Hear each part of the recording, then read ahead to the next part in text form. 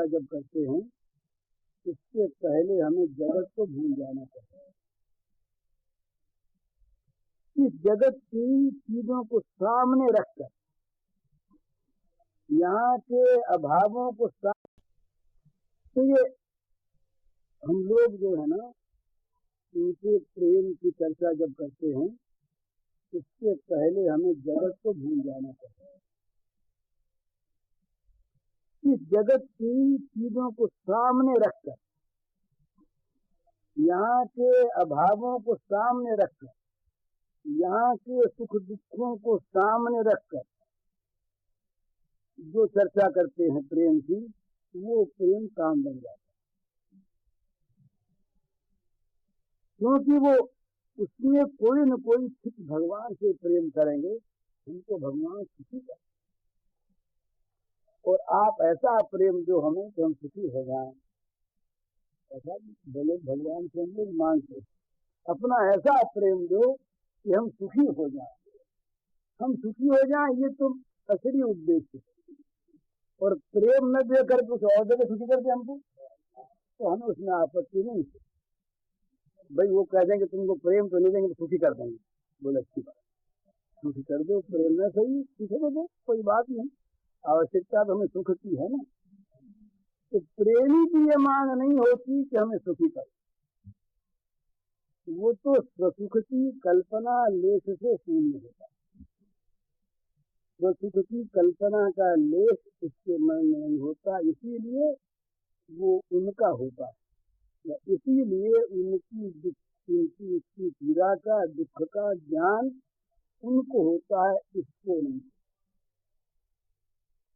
वो सारा शरीर जो है, वो शरीर फिर ये नहीं रहता। इस शरीर में सारे अंग प्रत्यंगों में वो स्वयं आकर बस जाता। ये कल्पना नहीं है, ये यथार्थ सत्य है, भावुकता नहीं है। तो सत्य ऐसी ही चीज है। तो वहां फिर क्या होता है, वहीं पर लीला का विस्तार। लीला के लिए क्षेत्र चाहिए, उन्मुक्त क्षेत्र चाहिए। हमारे जीवन में, हृदय में जहाँ वासना, कामना, भोग, अहंता, ममता इत्यादि बने हैं, वहां तक सारा क्षेत्र नाचने का अवरुद्ध है। भगवान नाचे, कहीं कूड़ा पड़ा है, कहीं मैला पड़ा है, कहीं गंदगी पड़ी है, कहीं गढ़ा है, कहीं आग लगी हुई है। हमारे जीवन का यही तो स्वरूप है। कहीं गंदगी है, कहीं कूड़ा है, कहीं मैला है, कहीं आग लगी है, कहीं जल रहा है। यही तो हमारे जीवन का स्वरूप है ना। तो क्षेत्र उन्मुक्त नहीं, सारा क्षेत्र कूड़े से, गंदगी से, जलन से भरा। यहाँ उनका नृत्य विहार, लीला विहार कैसे हो बताइए। उन्मुक्त क्षेत्र होना चाहिए जहाँ पर उनके नाचने के लिए जगह मिले। हम लोग जब कीर्तन करते हैं, हमारा कीर्तन तो कुछ होता ही नहीं, ये तो लोग दिखाओ चीज होती है। जगह दे दी ऐसी, लोग नाचेंगे तो नाचने वालों को जगह चाहिए। बीच में कोई बाजा भी उठा दो, बाजा भी रहेगा, उसकी भी अड़बड़ रहेगी। बाजा अलग बाजा बजा करे, फिर उस नाचने के क्षेत्र में बाजा न रहे, दुख कुछ भी न रहे। उससे अलग बिल्कुल उन्मुक्त क्षेत्र हो जाए, पवित्र विशुद्ध निर्मल, दूसरी वस्तु का जहाँ का अभाव हो, वहाँ भगवान नाच, वो भगवान का लीला स्थल होता है, लीला विहार स्थल होता है। और फिर भगवान क्या करते हैं, भगवान के मन में लोभ पैदा होता है। विचित्र बात है, लोभ पैदा होता है कि हमारे हृदय में ये ना चाहता है। भगवान के हृदय में लोभ पैदा होता है कि हमारे हृदय में ये प्रेम ना चाहता, इसके नाचने का क्षेत्र बन जाए हमारा हृदय। तो ये बड़ी विचित्र बात है महाराज। उस समय भगवान अपनी ये प्रेमी जो है, उस समय भगवान अपने मन से जगत में निकाल देते हैं। इसमें भगवान अपने मन से लोक को निकाल दे। उस समय भगवान अपनी लोकपालकता और सृजनता को भूल जाते। उस समय भगवान अपने हृदय को सर्वथा उसी के लिए बनाता। मेरे पे आए ना तो बुलाते हैं, बुला करके अपनी सो सज्जन मन उर बसत ऐसे लोभी हृदय बसत धन। भगवान राम के वाक्य हैं कि जो सारी ममता को सब जगह से बटोर कर और एक बनाकर इससे अपने मन को मेरे चरणों में बांध दिया, वो सज्जन वो साधु महात्मा मेरे हृदय में कैसे बसता है। जैसे लोभी के हृदय में धन, बड़ी सुंदर उपमा। धन अपने आप नहीं आता,